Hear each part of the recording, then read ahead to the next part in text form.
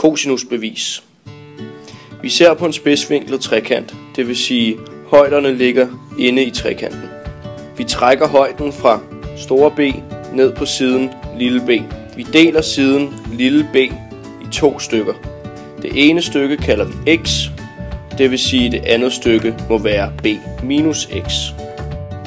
Her er h i anden plus parentes b minus x parentes slut i anden lig med c i anden. Og det vil sige h i anden er lig med c i anden minus parentes b minus x parentes slut i anden. C i anden minus parentes b minus x parentes slut i anden. Her er h i anden plus x i anden lig med a i anden. Og det vil sige h i anden lig med a i anden minus x i anden. Lig med a i anden minus x i anden.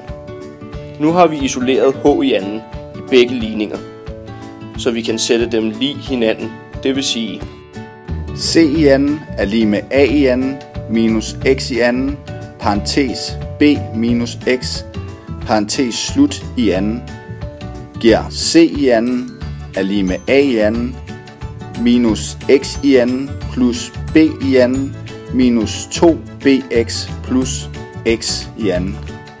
De to x'er eliminerer hinanden, så det giver c i anden er lig med a i anden plus b i anden minus 2bx, som giver c i anden er lig med a i anden plus b i anden minus 2bx minus 2 gange b gange a gange cosinus c. C i anden er lig med a i anden plus b i anden minus 2ab gange cosinus c. Dette er en mellemregning af det forrige stykke.